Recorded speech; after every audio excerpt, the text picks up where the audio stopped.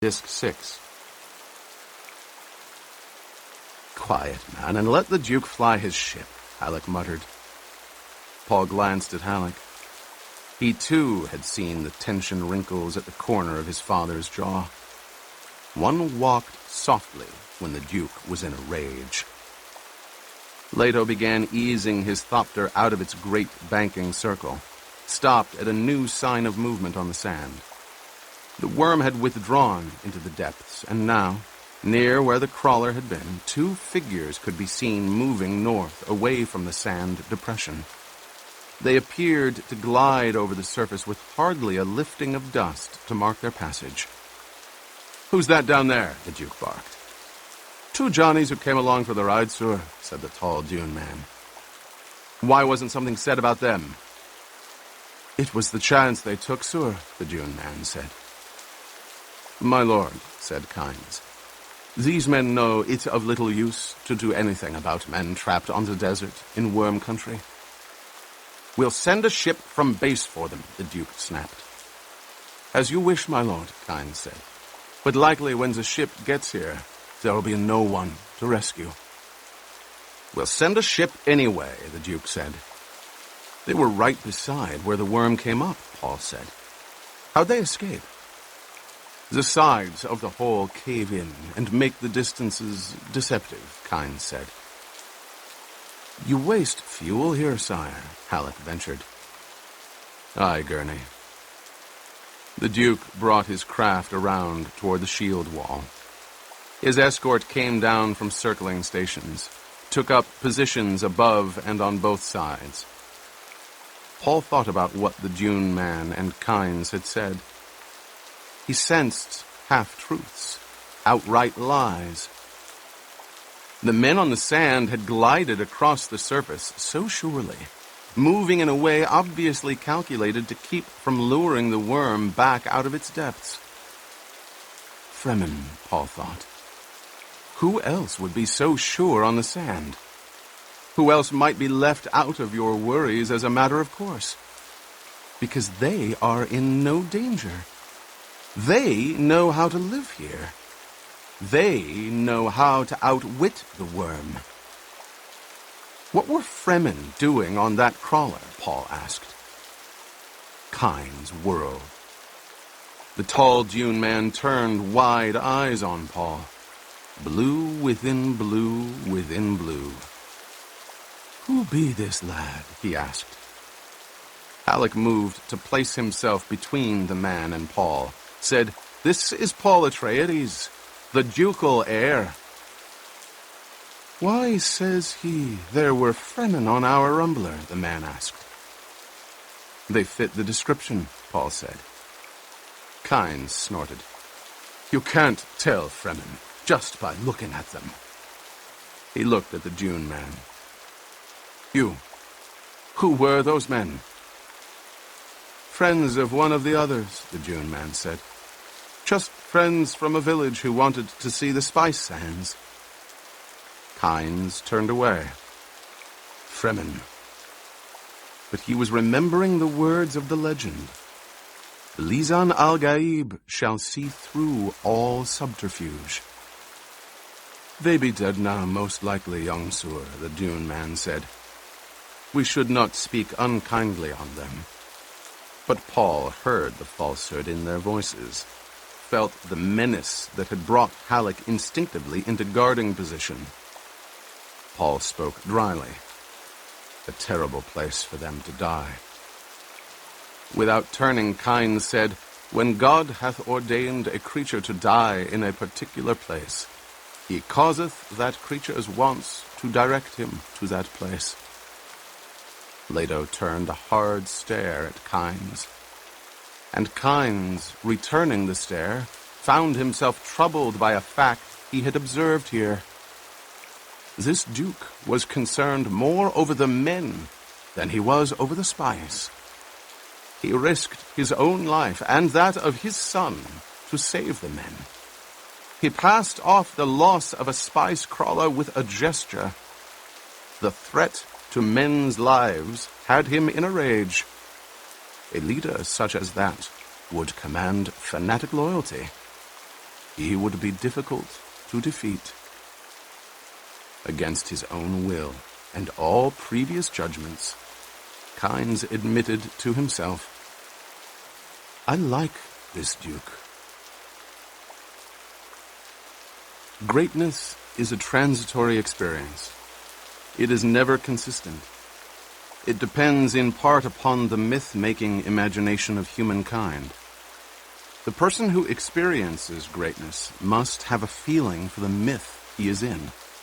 He must reflect what is projected upon him.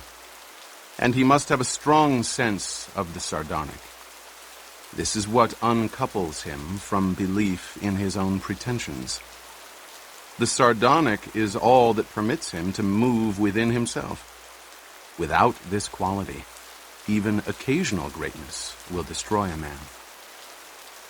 From Collected Sayings of Muad'Dib by the Princess Irulan. In the dining hall of the Arakeen Great House, dispenser lamps had been lighted against the early dark.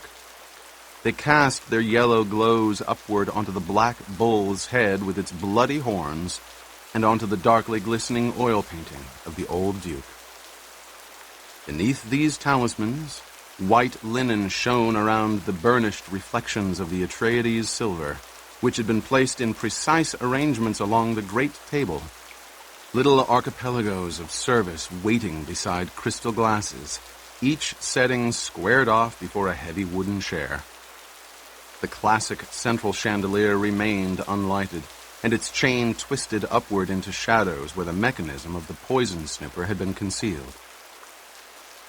Pausing in the doorway to inspect the arrangements, the Duke thought about the poison snooper and what it signified in his society. All of a pattern, he thought. You can plumb us by our language. The precise and delicate delineations for ways to administer treacherous death. Will someone try Chalmurky tonight? Poison in the drink? Or will it be Chalmus? Poison in the food? He shook his head. Beside each plate on the long table stood a flagon of water. There was enough water along the table, the Duke estimated, to keep a poor Arakeen family for more than a year. Flanking the doorway in which he stood were broad laving basins of ornate yellow and green tile. Each basin had its rack of towels. It was the custom, the housekeeper had explained, for guests, as they entered, to dip their hands ceremoniously into a basin, slop several cups of water onto the floor, dry their hands on a towel, and fling the towel into the growing puddle at the door. After the dinner, beggars gathered outside to get the water squeezings from the towels. How typical of a Harkonnen fief, the Duke thought. Every degradation of the spirit that can be conceived. He took a deep breath, feeling rage tighten his stomach. The custom stops here, he muttered. He saw a serving woman, one of the old and gnarled ones the housekeeper had recommended, hovering at the doorway from the kitchen across from him. The Duke signaled with upraised hand. She moved out of the shadows, scurried around the table toward him, and he noted the leathery face, the blue within blue eyes. "My lord wishes." She kept her head bowed, eyes shielded. He gestured. "Have these basins and towels removed." "But, nobleborn." She looked up, mouth gaping. "I know the custom," he barked. "Take these basins to the front door. While we are eating and until we've finished, each beggar who calls may have a full cup of water. Understood?" Her leathery face displayed a twisting of emotions. Dismay. Anger. With sudden insight, Leto realized that she must have planned to sell the water squeezings from the foot-trampled towels, wringing a few coppers from the wretches who came to the door. Perhaps that also was a custom. His face clouded, and he growled, "I'm posting a guard to see that my orders are carried out to the letter." He whirled, strode back down the passage to the great hall. Memories rolled in his mind like the toothless mutterings of old women. He remembered open water and waves, days of grass instead of sand, dazed summers that had whipped past him like windstorm leaves. All gone. I'm getting old, he thought. I've felt the cold hand of my mortality. And in what? An old woman's greed. In the great hall, the Lady Jessica was the center of a mixed group standing in front of the fireplace. An open blaze crackled there, casting flickers of orange light onto jewels and laces and costly fabrics. He recognized in the group a still-suit manufacturer down from Carthage, an electronics equipment importer, a water shipper whose summer mansion was near his polar cap factory, a representative of the Guild Bank, lean and remote, that one, a dealer in replacement parts for spice mining equipment, a thin and hard-faced woman whose escort service for off-planet visitors reputedly operated as cover for various smuggling, spying, and blackmail operations. Most of the women in the hall seemed cast from a specific type. Decorative, precisely turned out, an odd mingling of untouchable sensuousness. Even without her position as hostess, Jessica would have dominated the group, he thought. She wore no jewelry and had chosen warm colors, a long dress almost the shade of the open blaze, and an earth-brown band around her bronzed hair. He realized she had done this to taunt him subtly, a reproof against his recent pose of coldness. She was well aware that he liked her best in these shades, that he saw her as a rustling of warm colors. Nearby, more an outflanker than a member of the group, stood Duncan Idaho in glittering dress uniform, flat face unreadable, the curling black hair neatly combed. He had been summoned back from the Fremen and had his orders from Howard. Under pretext of guarding her, you will keep the Lady Jessica under constant surveillance. The Duke glanced around the room. There was Paul in the corner, surrounded by a fawning group of the younger Arakeen Riches, and aloof among them, 3 officers of the house troop. The Duke took particular note of the young women. What a catch a ducal heir would make. But Paul was treating all equally with an air of reserved nobility. He'll wear the title well, the Duke thought, and realized with a sudden chill that this was another death thought. Paul saw his father in the doorway, avoided his eyes. He looked around at the clusterings of guests, the jeweled hands clutching drinks, and the unobtrusive inspections with tiny remote-cast snoopers. Seeing all the chattering faces, Paul was suddenly repelled by them. They were cheap masks locked on festering thoughts, voices gabbling to drown out the loud silence in every breast. I'm in a sour mood, he thought, and wondered what Gurney would say to that. He knew his mood's source. He hadn't wanted to attend this function, but his father had been firm. You have a place, a position to uphold. You're old enough to do this. You're almost a man. Paul saw his father emerge from the doorway, inspect the room, then cross to the group around the Lady Jessica. As Leto approached Jessica's group, the water shipper was asking, "Is it true the Duke will put in weather control?" From behind the man, the Duke said, "We haven't gone that far in our thinking, sir." The man turned, exposing a bland, round face, darkly tanned. "Ah, the Duke," he said. "We missed you." Leto glanced at Jessica. A thing needed doing. He returned his attention to the water shipper, explained what he had ordered for the laving basins, adding, "As far as I'm concerned, the old custom ends now." "Is this a ducal order, my lord?" the man asked. I leave that to your own, conscience, the Duke said. He turned, noting Kynes come up to the group. One of the women said, I think it's a very generous gesture. Giving water to the... Someone shushed her. The Duke looked at Kynes, noting that the planetologist wore an old-style dark brown uniform with epaulets of the Imperial civil servant and a tiny gold teardrop of rank at his collar. The water shipper asked, in an angry voice, Does the Duke imply criticism of our custom? This custom has been changed, Leto said. He nodded to Kynes, marked the frown on Jessica's face, thought, a frown does not become her, but it'll increase rumors of friction between us. With the Duke's permission, the water shipper said, I'd like to inquire further about customs. Leto heard the sudden, oily tone in the man's voice, noted the watchful silence in this group, the way heads were beginning to turn toward them around the room. Isn't it almost time for dinner? Jessica asked. But our guest has some questions, Leto said. And he looked at the water shipper, seeing a round-faced man with large eyes and thick lips, recalling Hawat's memorandum, and this water shipper is a man to watch. Lingar Butte. Remember the name.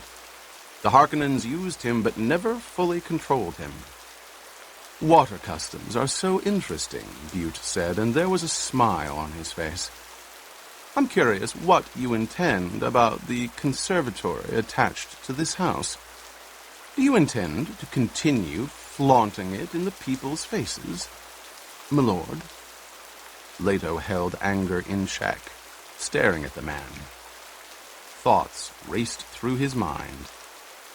It had taken bravery to challenge him in his own ducal castle, especially since they now had Butte's signature over a contract of allegiance. The action had taken also a knowledge of personal power.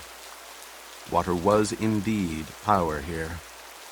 If water facilities were mined, for instance, ready to be destroyed at a signal, the man looked capable of such a thing. Destruction of water facilities might well destroy Arrakis. That could well have been the club this Butte held over the Harkonnens. My lord, the Duke and I have other plans for our conservatory, Jessica said. She smiled at Leto. We intend to keep it, certainly, but only to hold it in trust for the people of Arrakis. It is our dream that someday the climate of Arrakis may be changed sufficiently to grow such plants anywhere in the open. Bless her, Leto thought. Let our water shipper chew on that. Your interest in water and weather control is obvious, the Duke said. I'd advise you to diversify your holdings. One day, water will not be a precious commodity on Arrakis. And he thought, Hawat must redouble his efforts at infiltrating this Butte's organization.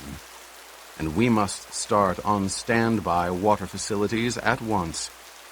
No man is going to hold a club over my head. Butte nodded, the smile still on his face. A commendable dream, my lord. He withdrew a pace. Leto's attention was caught by the expression on Kynes' face. The man was staring at Jessica. He appeared transfigured, like a man in love, or caught in a religious trance. Kynes' thoughts were overwhelmed at last by the words of prophecy. And they shall share your most precious dream. He spoke directly to Jessica. Do you bring the shortening of the way? Ah, Dr. Kynes, the water shipper said. You've come in from tramping around with your mobs of Fremen. How gracious of you. Kynes passed an unreadable glance across Butte, said, It is said in the desert that possession of water in great amount can inflict a man with fatal carelessness. They have many strange sayings in the desert, Butte said, but his voice betrayed uneasiness. Jessica crossed to Leto, slipped her hand under his arm to gain a moment in which to calm herself. Kynes had said, the shortening of the way. In the old tongue, the phrase translated as Kwisatz Haderach.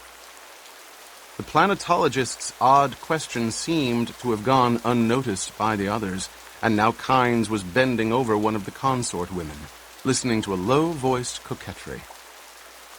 Kwisatz Haderach, Jessica thought. Did our Missionaria Protectiva plant that legend here too? The thought fanned her secret hope for Paul. He could be the Kwisatz Haderach. He could be. The Guild Bank representative had fallen into conversation with the water shipper, and Butte's voice lifted above the renewed hum of conversations. Many people have sought to change Arrakis. The Duke saw how the words seemed to pierce Kynes, jerking the planetologist upright and away from the flirting woman. Into the sudden silence, a house trooper in uniform of a footman cleared his throat behind Leto, said, "Dinner is served, my lord." The Duke directed a questioning glance down at Jessica. The custom here is for host and hostess to follow their guests to table, she said, and smiled. Shall we change that one too, my lord? He spoke coldly. That seems a goodly custom. We shall let it stand for now. The illusion that I suspect her of treachery must be maintained, he thought. He glanced at the guests filing past them. Who among you believes this lie? Jessica, sensing his remoteness, wondered at it as she had done frequently the past week. He acts like a man struggling with himself, she thought. Is it because I moved so swiftly, setting up this dinner party? Yet he knows how important it is that we begin to mix our officers and men with the locals on a social plane. We are father and mother surrogate to them all. Nothing impresses that fact more firmly than this sort of social sharing. Leto, watching the guests file past, recalled what Thufir Hawat had said when informed of the affair. Sire, I forbid it! A grim smile touched the Duke's mouth. What a scene that had been. And when the Duke had remained adamant about attending the dinner, Hawat had shaken his head. I have bad feelings about this, my lord, he'd said. Things move too swiftly on Arrakis. That's not like the Harkonnens. Not like them at all. Paul passed his father, escorting a young woman half a head taller than himself. He shot a sour glance at his father, nodded at something the young woman said. Her father manufactures still suits, Jessica said. I'm told that only a fool would be caught in the deep desert wearing one of the man's suits. Who's the man with the scarred face ahead of Paul? The Duke asked. I don't place him. A late addition to the list, she whispered. Gurney arranged the invitation. Smuggler. Gurney arranged. At my request. It was cleared with Hawat, although I thought Hawat was a little stiff about it. The smuggler's called Tuik, Asmar Tuik. He's a power among his kind. They all know him here. He's dined at many of the houses. Why is he here? Everyone here will ask that question, she said. Tuik will sow doubt and suspicion just by his presence. He'll also serve notice that you're prepared to back up your orders against graft, by enforcement from the smuggler's end as well. This was the point Hawat appeared to like. I'm not sure I like it. He nodded to a passing couple, saw only a few of their guests remained to precede them. Why didn't you invite some Fremen? There's Kynes, she said. Yes, there's Kynes, he said. Have you arranged any other little surprises for me? He led her into step behind the procession. All else is most conventional, she said. And she thought, my darling, can't you see that this smuggler controls fast ships? That he can be bribed? We must have a way out, a door of escape from Arrakis if all else fails us here. As they emerged into the dining hall, she disengaged her arm, allowed Leto to seat her. He strode to his end of the table. A footman held his chair for him.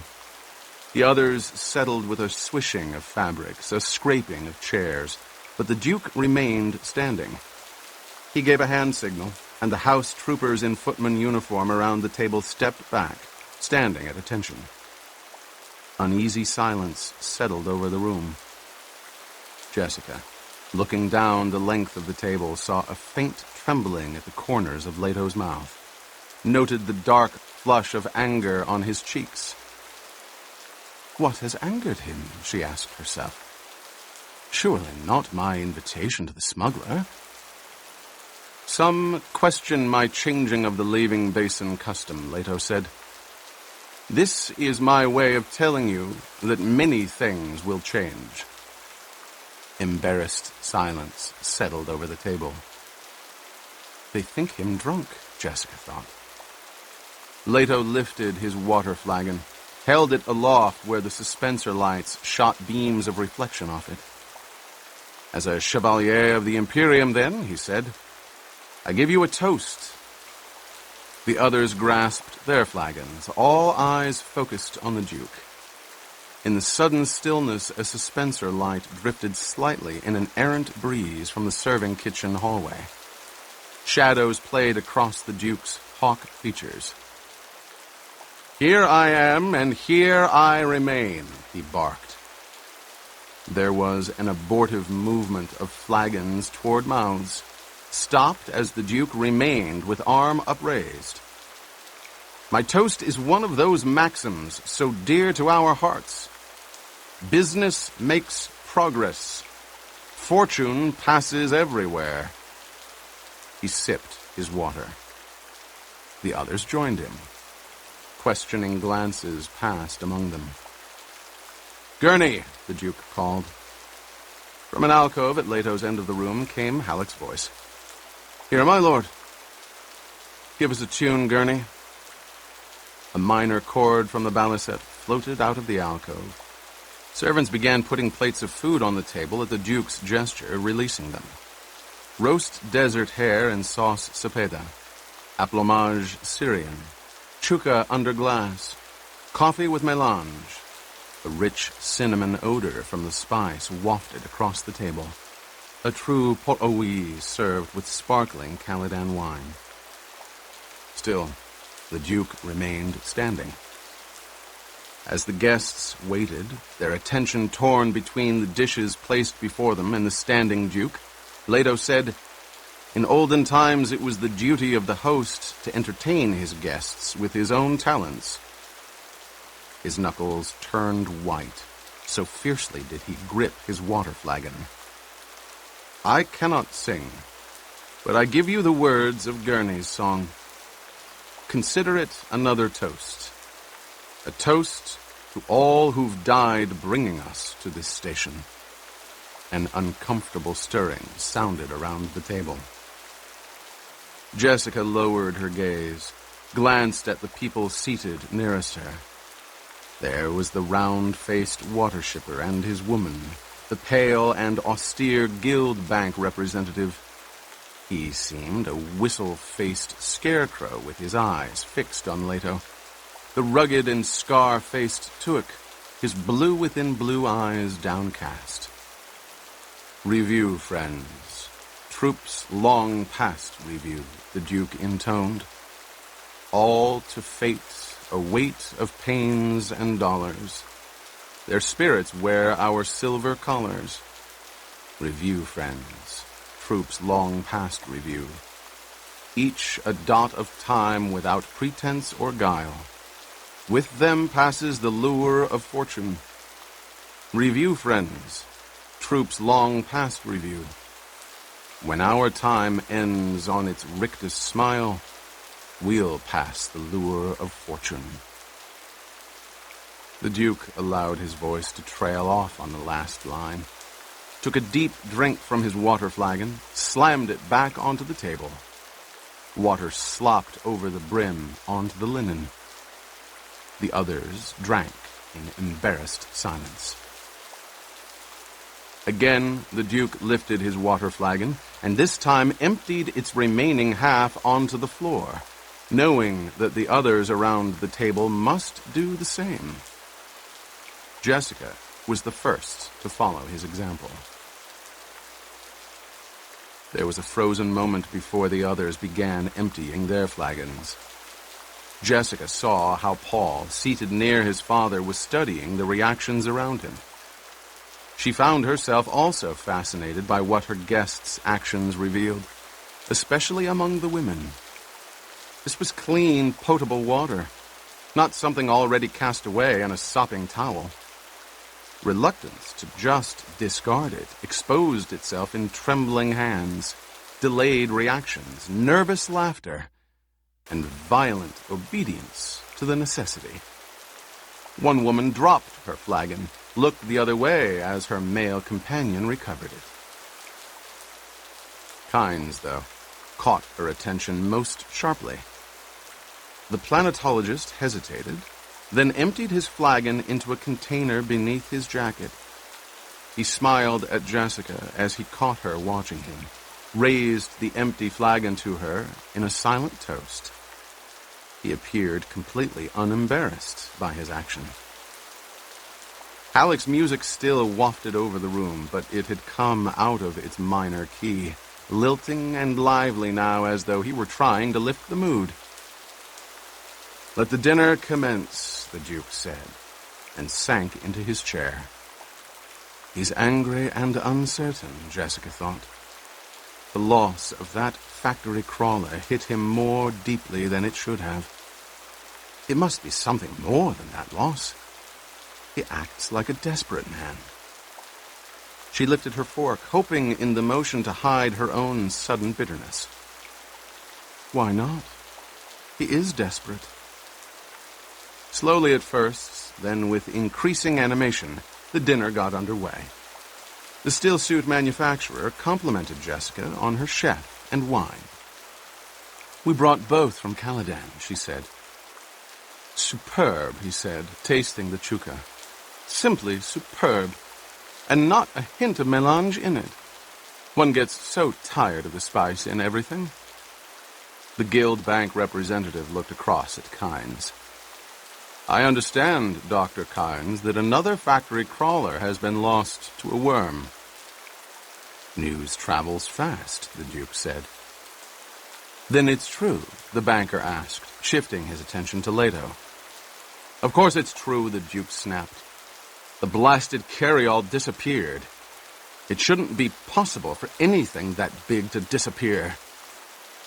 "When the worm came, there was nothing to recover the crawler," Kynes said. "It should not be possible," the Duke repeated.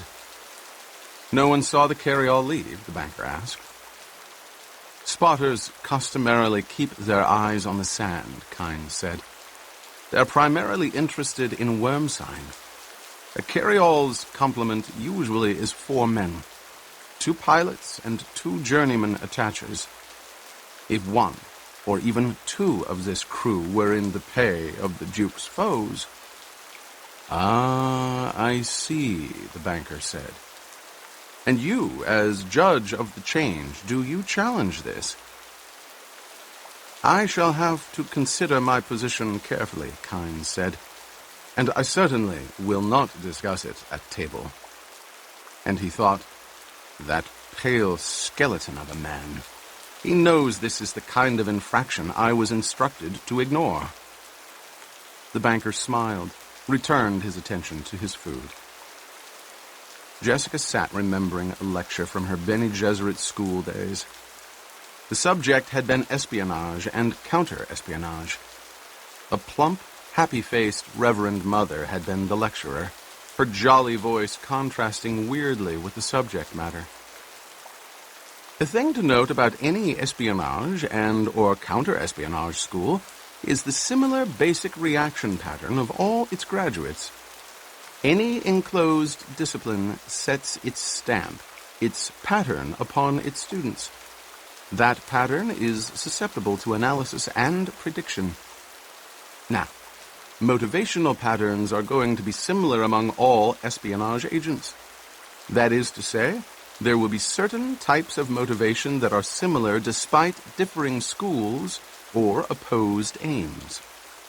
You will study first how to separate this element for your analysis. In the beginning, through interrogation patterns that betray the inner orientation of the interrogators. Secondly, by close observation of language thought orientation of those under analysis. You will find it fairly simple to determine the root languages of your subjects, of course, both through voice inflection and speech pattern. Now, sitting at table with her son and her duke and their guests, hearing that guild bank representative, Jessica felt a chill of realization. The man was a Harkonnen agent. He had the Gaiety Prime speech pattern, subtly masked, but exposed to her trained awareness as though he had announced himself. Does this mean the guild itself has taken sides against House Atreides? She asked herself. The thought shocked her, and she masked her emotion by calling for a new dish, all the while listening for the man to betray his purpose. He will shift the conversation next to something seemingly innocent, but with ominous overtones, she told herself. It's his pattern. The banker swallowed, took a sip of wine, smiled at something said to him by the woman on his right. He seemed to listen for a moment to a man down the table who was explaining to the Duke that native Arakeen plants had no thorns. I enjoy watching the flights of birds on Arrakis, the banker said, directing his words at Jessica. All of our birds, of course, are carrion eaters, and many exist without water, having become blood drinkers. The still-suit manufacturer's daughter, seated between Paul and his father at the other end of the table, twisted her pretty face into a frown, said, "Oh, Susu, you say the most disgusting things." The banker smiled. They call me Susu because I'm financial advisor to the Water Peddlers Union. And as Jessica continued to look at him without comment, he added, because of the water seller's cry, Susu Suk. And he imitated the call with such accuracy that many around the table laughed. Jessica heard the boastful tone of voice, but noted most that the young woman had spoken on cue, a set piece. She had produced the excuse for the banker to say what he had said. She glanced at Lingar Butte. The water magnate was scowling, concentrating on his dinner. It came to Jessica that the banker had said, I, too, control that ultimate source of power on Arrakis, water. Paul had marked the falseness in his dinner companion's voice, saw that his mother was following the conversation with Bene Gesserit intensity. On impulse, he decided to play the foil, draw the exchange out. He addressed himself to the banker. Do you mean, sir, that these birds are cannibals? That's an odd question, young master, the banker said. I merely said the birds drink blood. It doesn't have to be the blood of their own kind, does it? It was not an odd question, Paul said, and Jessica noted the brittle riposte quality of her training exposed in his voice. Most educated people know that the worst potential competition for any young organism can come from its own kind. He deliberately forked a bite of food from his companion's plate, ate it. They are eating from the same bowl. They have the same basic requirements. The banker stiffened, scowled at the Duke. "Do not make the error of considering my son a child," the Duke said, and he smiled. Jessica glanced around the table, noted that Butte had brightened, that both Kynes and the smuggler, Tuick, were grinning. "It's a rule of ecology," Kynes said, "that the young master appears to understand quite well. The struggle between life elements is the struggle for the free energy of a system. Blood's an efficient energy source." The banker put down his fork, spoke in an angry voice. "It's said that the Fremen scum drink the blood of their dead." Kynes shook his head, spoke in a lecturing tone. "Not the blood, sir, but all of a man's water ultimately belongs to his people, to his tribe. It's a necessity when you live near the Great Flat. All water's precious there, and the human body is composed of some 70% water by weight. A dead man surely no longer requires that water." The banker put both hands against the table beside his plate, and Jessica thought he was going to push himself back, leave in a rage. Kynes looked at Jessica. "Forgive me, my lady, for elaborating on such an ugly subject at table, but you were being told falsehood, and it needed clarifying. You've associated so long with Fremen that you've lost all sensibilities," the banker rasped. Kynes looked at him calmly, studied the pale, trembling face. "Are you challenging me, sir?" The banker froze. He swallowed, spoke stiffly. "Of course not. I'd not so insult our host and hostess."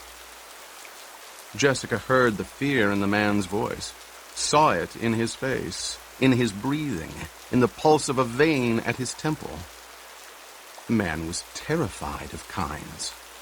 "Our host and hostess are quite capable of deciding for themselves when they've been insulted," Kynes said. "They are brave people who understand defense of honor. We all may attest to their courage by the fact that they are here, now, on Arrakis."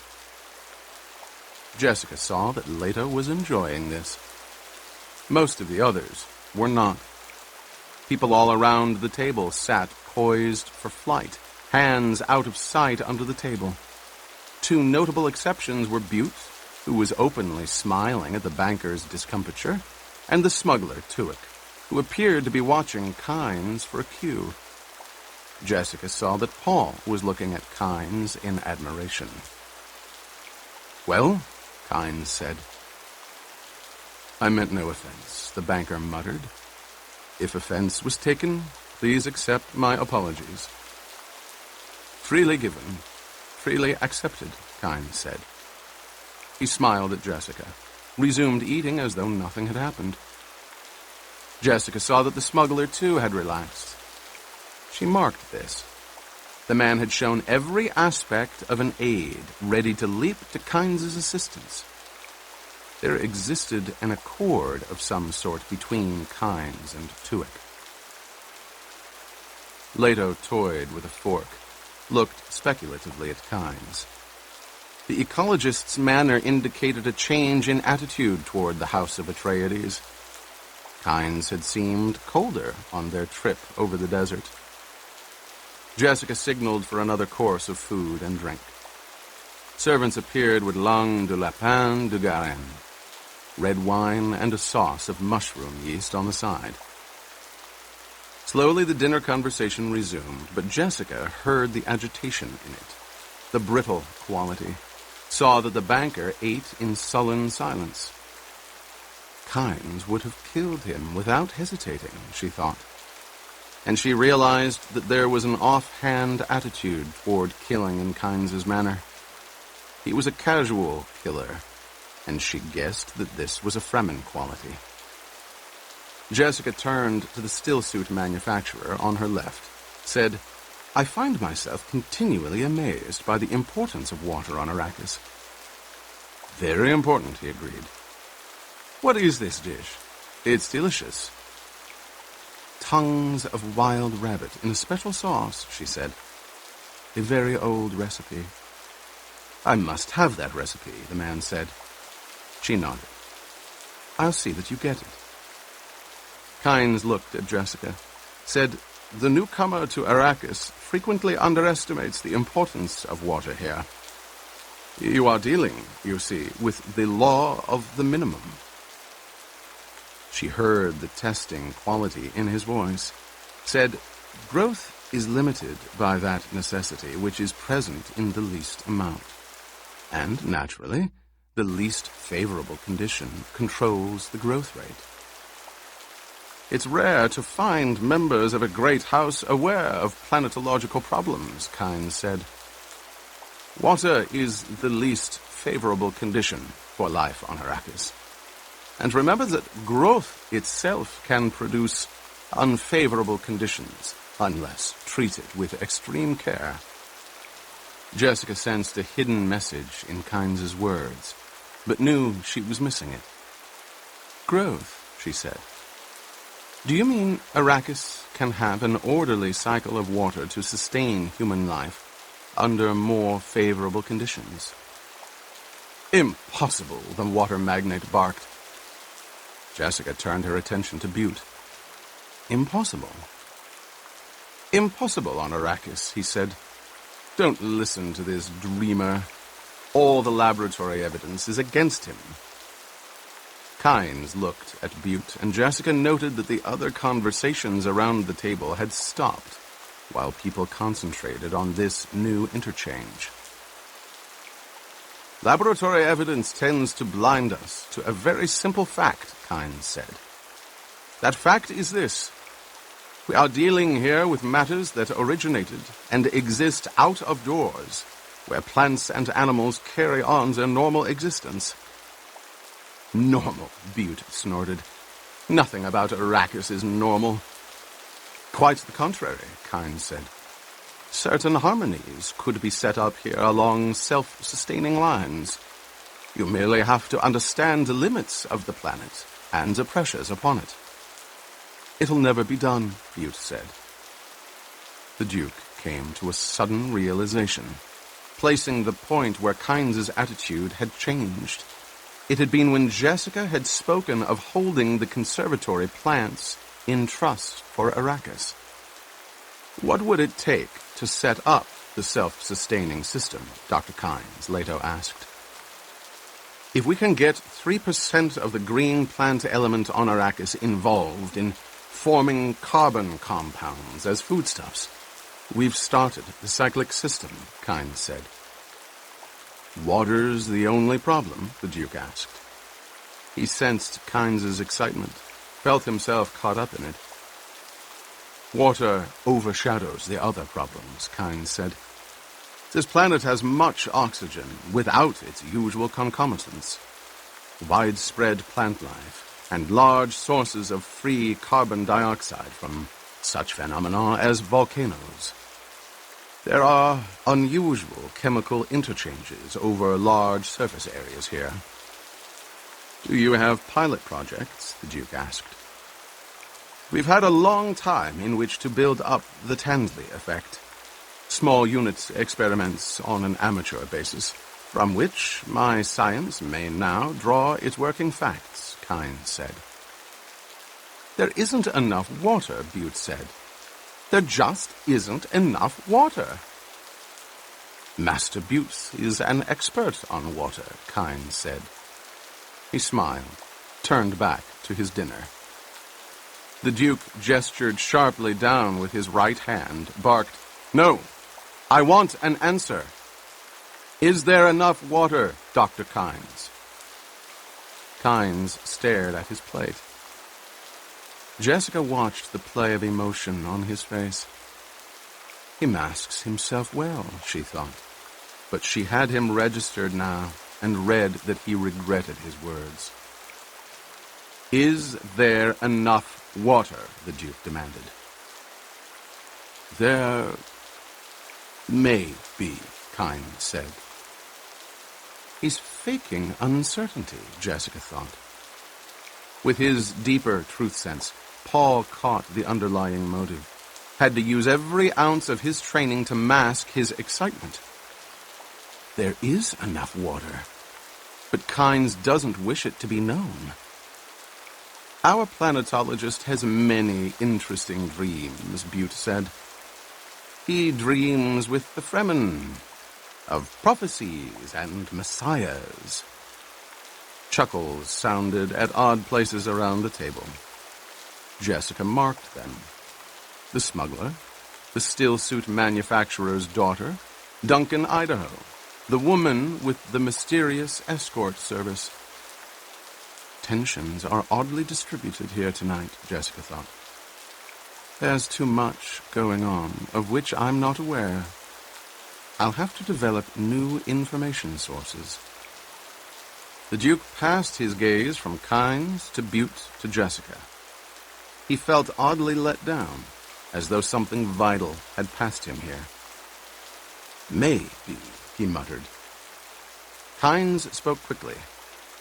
Perhaps we should discuss this another time, my lord.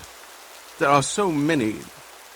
The planetologist broke off as a uniformed Atreides trooper hurried in through the service door, was passed by the guard, and rushed to the Duke's side. The man bent, whispering into Leto's ear. Jessica recognized the cap sign of Hawat's Corps, fought down uneasiness. She addressed herself to the still-suit manufacturer's feminine companion, a tiny, dark-haired woman with a doll face, a touch of epicanthic fold to the eyes. You've hardly touched your dinner, my dear, Jessica said. May I order you something? The woman looked at the still-suit manufacturer before answering. Then, I'm not very hungry. Abruptly, the Duke stood up beside his trooper, spoke in a harsh tone of command. Stay seated, everyone. You will have to forgive me, but a matter has arisen that requires my personal attention. He stepped aside. Paul, take over as host for me, if you please. Paul stood, wanting to ask why his father had to leave, knowing he had to play this with the grand manner. He moved around to his father's chair, sat down in it. The Duke turned to the alcove where Halleck sat, said, Gurney, please take Paul's place at table. We mustn't have an odd number here. When the dinner's over, I may want you to bring Paul to the field CP. Wait for my call. Halleck emerged from the alcove in dress uniform, his lumpy ugliness seeming out of place in the glittering finery.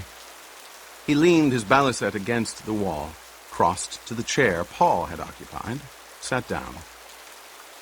There's no need for alarm, the Duke said, but I must ask that no one leave until our house guard says it's safe. You will be perfectly secure as long as you remain here, and we'll have this little trouble cleared up very shortly. Paul caught the code words in his father's message. Guard, safe, secure, shortly. The problem was security, not violence. He saw that his mother had read the same message. They both relaxed. The Duke gave a short nod, wheeled and strode through the service door, followed by his trooper. Paul said, Please go on with your dinner. I believe Dr. Kynes was discussing water. May we discuss it another time? Kynes asked. By all means, Paul said. And Jessica noted with pride her son's dignity, the mature sense of assurance. The banker picked up his water flagon, gestured with it at Butte. None of us here can surpass Master Lingar Butte in flowery phrases. One might almost assume he aspired to great house status. Come, Master Butte, lead us in a toast. Perhaps you've a dollop of wisdom for the boy who must be treated like a man. Jessica clenched her right hand into a fist beneath the table. She saw a hand signal pass from Halleck to Idaho, saw the house troopers along the walls move into positions of maximum guard. Butte cast a venomous glare at the banker. Paul glanced at Halleck. took in the defensive positions of his guards, looked at the banker until the man lowered the water flagon. He said, "Once, on Caladan, I saw the body of a drowned fisherman recovered." "He drowned?" It was the stillsuit manufacturer's daughter. Paul hesitated, then, "Yes, immersed in water until dead. Drowned." "What an interesting way to die," she murmured. Paul's smile became brittle. He returned his attention to the banker. The interesting thing about this man was the wounds on his shoulders, made by another fisherman's claw boots. This fisherman was one of several in a boat, a craft for traveling on water, that foundered, sank beneath the water. Another fisherman helping recover the body said he'd seen marks like this man's wounds several times. They meant another drowning fisherman had tried to stand on this poor fellow's shoulders in the attempt to reach up to the surface, to reach air. "Why is this interesting?" the banker asked. "Because of an observation made by my father at the time. He said the drowning man who climbs on your shoulders to save himself is understandable, except when you see it happen in the drawing room."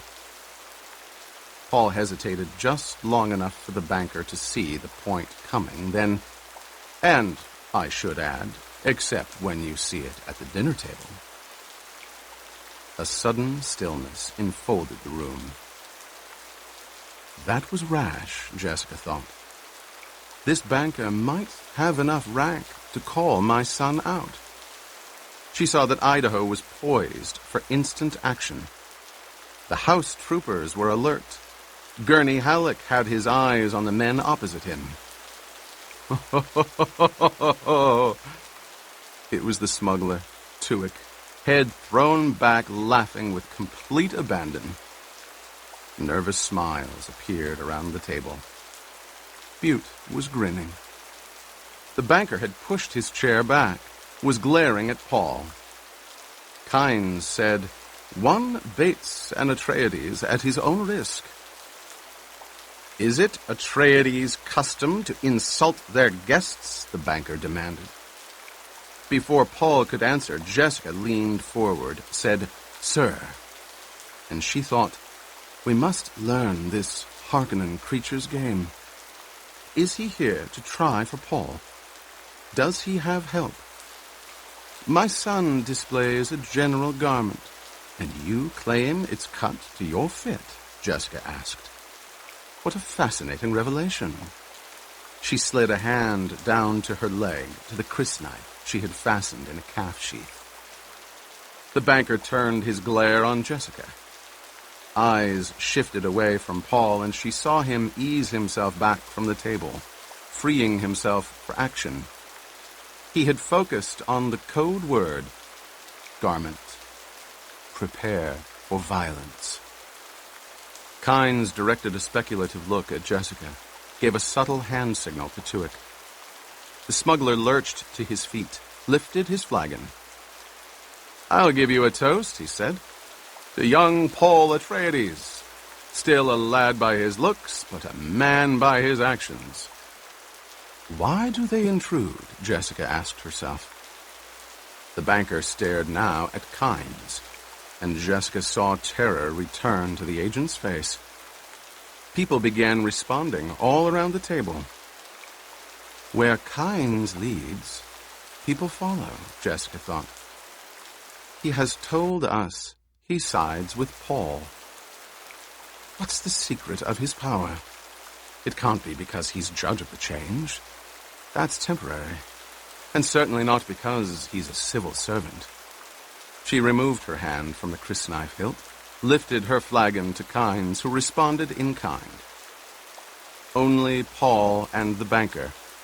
Susu. What an idiotic nickname, Jessica thought, remained empty-handed. The banker's attention stayed fixed on Kynes. Paul stared at his plate. I was handling it correctly, Paul thought. Why do they interfere? He glanced covertly at the male guests nearest him. Prepare for violence? From whom? Certainly not from that banker fellow. Halleck stirred, spoke as though to no one in particular, directing his words over the heads of the guests across from him. In our society, people shouldn't be quick to take offense. It's frequently suicidal. He looked at the still-suit manufacturer's daughter beside him. Don't you think so, miss? Oh, yes. Yes. Indeed I do, she said. There's too much violence. It makes me sick. And lots of times no offense is meant, but people die anyway. It doesn't make sense. Indeed it doesn't, Halleck said. Jessica saw the near perfection of the girl's act, realized that empty-headed little female is not an empty-headed little female. She saw then the pattern of the threat and understood that Halleck, too, had detected it. They had planned to lure Paul with sex. Jessica relaxed. Her son had probably been the first to see it. His training hadn't overlooked that obvious gambit. Kynes spoke to the banker. Isn't another apology in order? The banker turned a sickly grin toward Jessica, said, My lady, I fear I've overindulged in your wines. You serve potent drink at table, and I'm not accustomed to it. Jessica heard the venom beneath his tone, spoke sweetly. When strangers meet, great allowance should be made for differences of custom and training. Thank you, my lady, he said. The dark-haired companion of the still-suit manufacturer leaned toward Jessica, said, The Duke spoke of our being secure here. I do hope that doesn't mean more fighting. She was directed to lead the conversation this way, Jessica thought. Likely this will prove unimportant, Jessica said. But there's so much detail requiring the Duke's personal attention in these times. As long as enmity continues between Atreides and Harkonnen, we cannot be too careful. The Duke has sworn Conley. He will leave no Harkonnen agent alive on Arrakis, of course. She glanced at the Guild Bank agent. And the conventions naturally support him in this. She shifted her attention to Kynes. Is this not so, Dr. Kynes? Indeed it is, Kynes said. The still-suit manufacturer pulled his companion gently back. She looked at him, said, I do believe I'll eat something now. I'd like some of that bird dish you served earlier. Jessica signaled a servant, turned to the banker. And you, sir, were speaking of birds earlier and of their habits. I find so many interesting things about Arrakis. Tell me, where is the spice found? Do the hunters go deep into the desert? Oh, no, my lady, he said. Very little is known of the deep desert, and almost nothing of the southern regions. There's a tale that a great motherlode of spice is to be found in the southern reaches, Kynes said. But I suspect it was an imaginative invention, made solely for purposes of a song. Some daring spice hunters do, on occasion, penetrate into the edge of the central belt, but that's extremely dangerous. Navigation is uncertain. Storms are frequent. Casualties increase dramatically the farther you operate from shield wall bases. It hasn't been found profitable to venture too far south. Perhaps if we had a weather satellite. Butte looked up, spoke around a mouthful of food. It's said the Fremen travel there, that they go anywhere and have hunted out soaks and sip wells even in the southern latitudes. soaks and sipwells? Jessica asked. Kynes spoke quickly. Wild rumors, my lady. These are known on other planets, not on Arrakis. A soak is a place where water seeps to the surface, or near enough to the surface to be found by digging according to certain signs. A sipwell is a form of soak where a person draws water through a straw.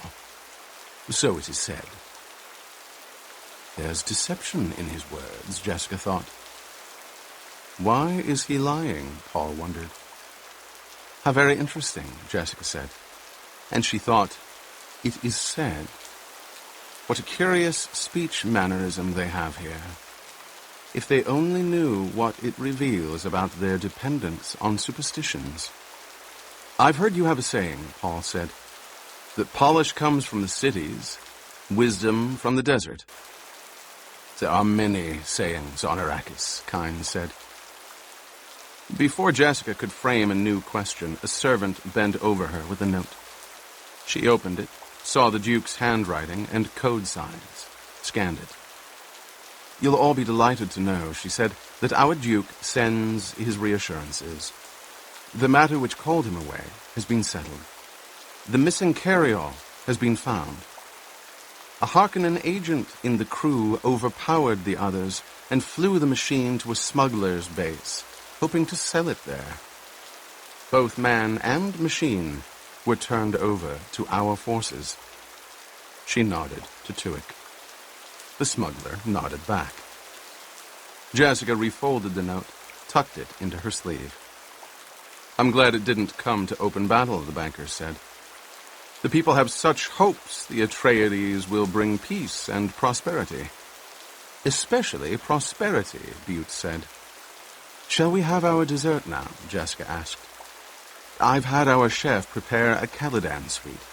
Pongy rice in sauce dolce. It sounds wonderful, the still-suit manufacturer said.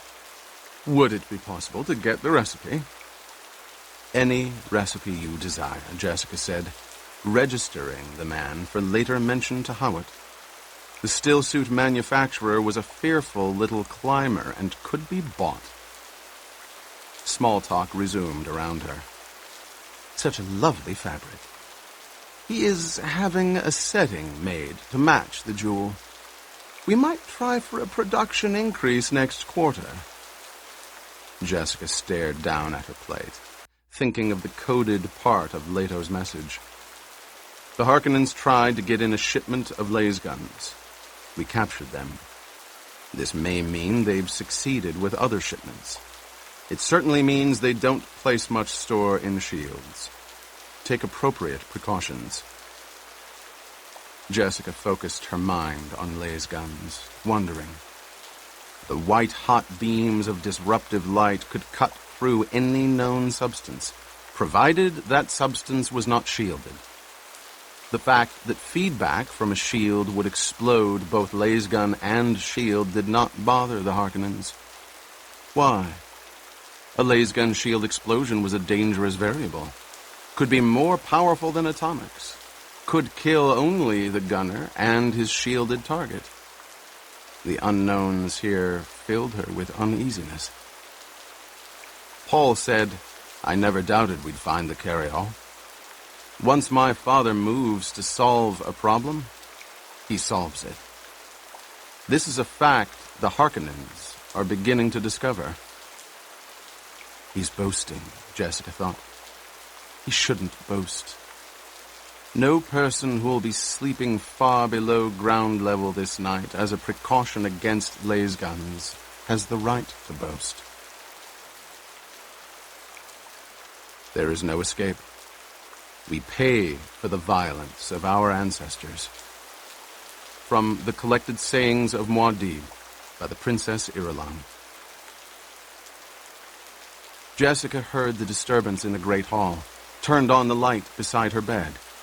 The clock there had not been properly adjusted to local time, and she had to subtract 21 minutes to determine that it was about 2 a.m. The disturbance was loud and incoherent.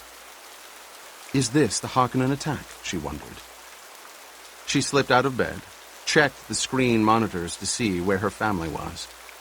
The screen showed Paul asleep in the deep cellar room they'd hastily converted to a bedroom for him. The noise obviously wasn't penetrating to his quarters. There was no one in the Duke's room. His bed was unrumpled. Was he still at the field CP? There were no screens yet to the front of the house. Jessica stood in the middle of her room, listening.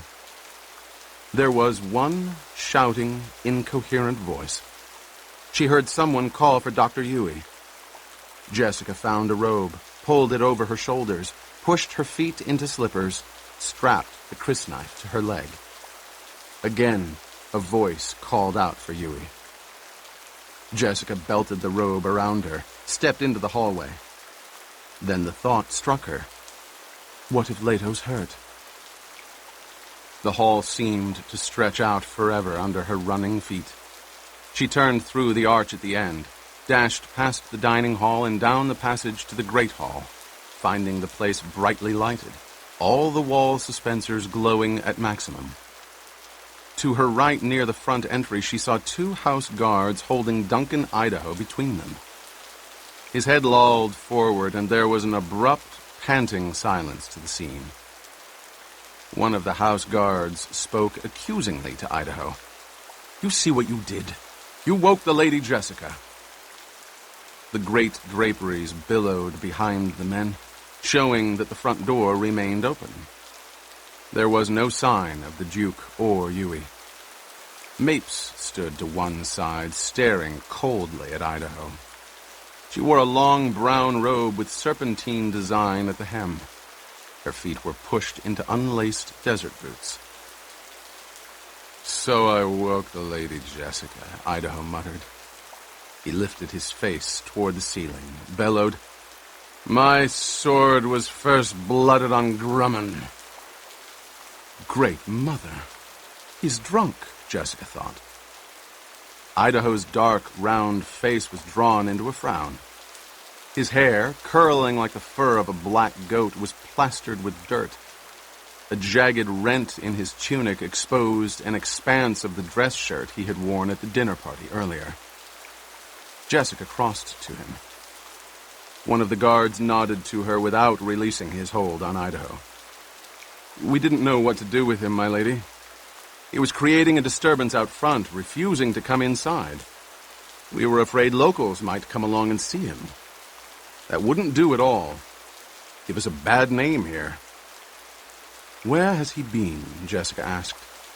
"He escorted one of the young ladies home from the dinner, my lady. Hawat's orders." "Which young lady?" "One of the escort wenches." "You understand, my lady?" He glanced at Mapes, lowered his voice. "They're always calling on Idaho for special surveillance of the ladies." And Jessica thought, so they are. But why is he drunk? She frowned, turned to Mapes. "Mapes, bring a stimulant. I'd suggest caffeine. Perhaps there's some of the spiced coffee left." Mapes shrugged, headed for the kitchen. Her unlaced desert boots slapped against the stone floor. Idaho swung his unsteady head around to peer at an angle toward Jessica. "Killed more than 300 men for the Duke," he muttered. "What I want to know is, why am I here? Can't live under the ground here. Can't live on the ground here. What kind of place is this, huh?" A sound from the side hall entry caught Jessica's attention. She turned, saw Yui crossing to them, his medical kit swinging in his left hand. He was fully dressed, looked pale, exhausted. The diamond tattoo stood out sharply on his forehead. "The good doctor," Idaho shouted. "What are you, Doc? Splint and pill man?" He turned blearily toward Jessica. "Making a damn fool of myself, huh?" Jessica frowned, remained silent, wondering, why would Idaho get drunk? Was he drugged? Too much spice beer, Idaho said, attempting to straighten. Mapes returned with a steaming cup in her hands, stopped uncertainly behind Yui. She looked at Jessica, who shook her head. Yui put his kit on the floor, nodded greeting to Jessica, said, "Spice beer, huh?" "Best damn stuff ever tasted," Idaho said. He tried to pull himself to attention. "My sword was first blooded on Grumman. Killed Harkin. Killed him for the Duke." Yui turned, looked at the cup in Mapes' hand. "What is that?" "Caffeine," Jessica said. Yui took the cup, held it toward Idaho. "Drink this, lad." "Don't want any more to drink." "Drink it, I say." Idaho's head wobbled toward Yui, and he stumbled one step ahead, dragging the guards with him. This book is continued on Disc 7.